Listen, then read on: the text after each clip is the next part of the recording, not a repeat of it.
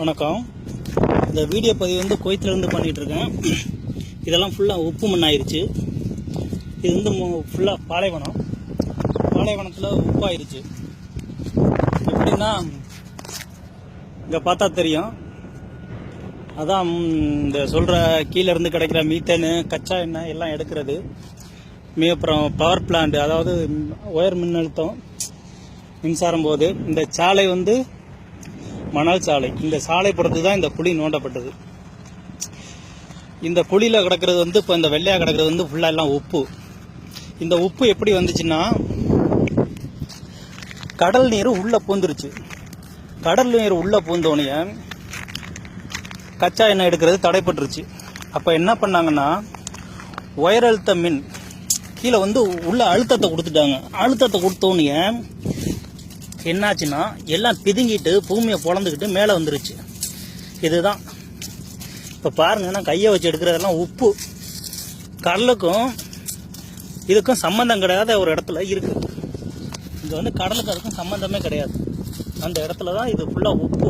இது ஃபுல்லாக உப்பு. நீங்கள் பார்க்குறதெல்லாம் பாருங்கள், ஃபுல்லாக உப்பு தான். சம்மந்தம் இல்லாத ஒரு இடத்துல வந்துருச்சு. பாலைவனத்திலேயே இந்த நிலமைன்னா, விளையிற நெடுவாசல் கதிராமங்கலத்துக்கெல்லாம் என்ன நிலமன்னு பார்த்துங்க. இதை ஏன் நான் இங்கிருந்து வீடியோ பண்ணுறேன்னாக்கா, நிறைய பேர் வீடியோ பண்ணியிருக்காங்க, இருந்தாலும் ஆதாரணமாக காட்டணும் அப்படிங்கிறதுக்கு தான். இது வந்து தண்ணி மேலே பிதுங்கி வந்த தண்ணி, உள்ளே கொடுத்த அழுத்தத்தில் மேலே வந்த தண்ணியில் இந்த உப்பாயிருச்சு. சரியா? தண்ணி இந்த அளவுக்கு கிடந்தது பாருங்கள், தெரியும் உங்களுக்கு. இந்த அளவுக்கு கிடந்த தண்ணி பாருங்கள், இதெல்லாம் உப்பு பாருங்கள்.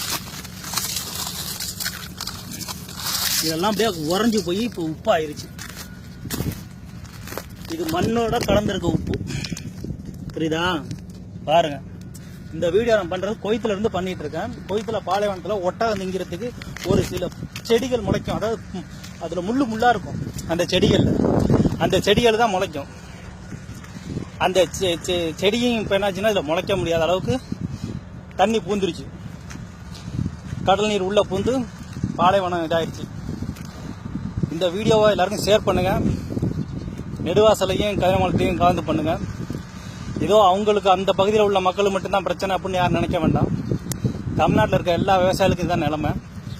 உள்ளே கொடுத்த ஒரு பிசரில் அழுத்தத்தில் நீங்கள் எங்கெங்கே போட்டிருக்கீங்களோ,